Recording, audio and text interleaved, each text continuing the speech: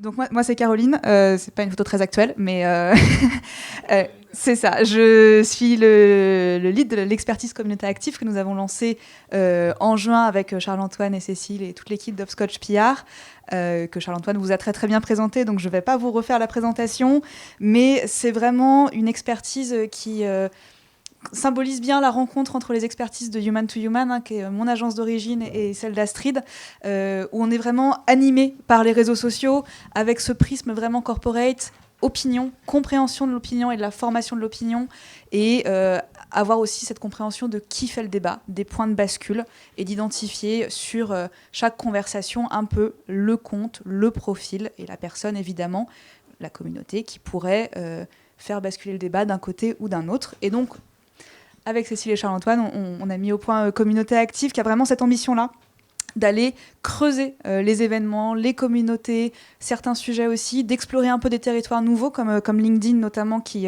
nous intéresse de plus en plus, et vous aussi j'en suis sûre. Et puis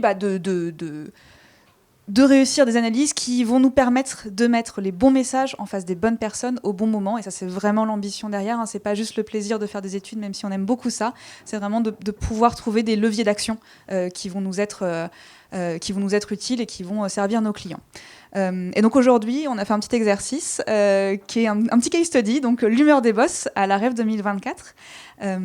Et donc on s'est intéressé à la fois à LinkedIn et à Twitter, parce qu'aujourd'hui on s'intéresse aux deux et on a la chance de pouvoir collecter aussi des data LinkedIn, ce qui est plutôt récent. Et donc on a perçu quelques différences dans le traitement aussi de l'événement sur les deux réseaux. C'était assez intéressant et Astrid vous en parlera un peu plus.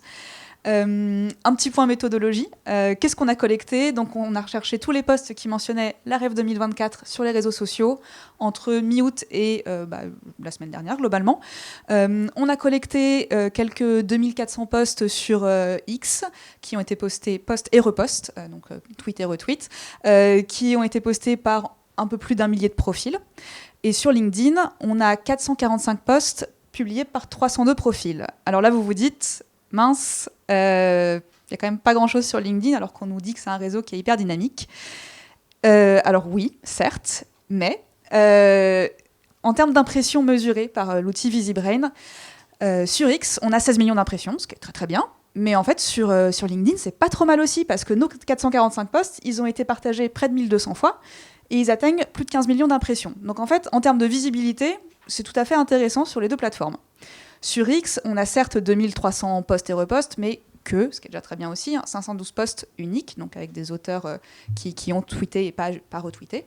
Et puis ce qui est intéressant aussi, c'est la dynamique. Et sur LinkedIn, en fait, on a 4 fois plus de posts cette année que ce qu'on a pu mesurer en 2023. Alors là, on est allé compter à la main pour vous ce qu'on trouvait sur #laref 2023. C'était un peu fastidieux, mais il n'y en avait pas trop, donc ça allait.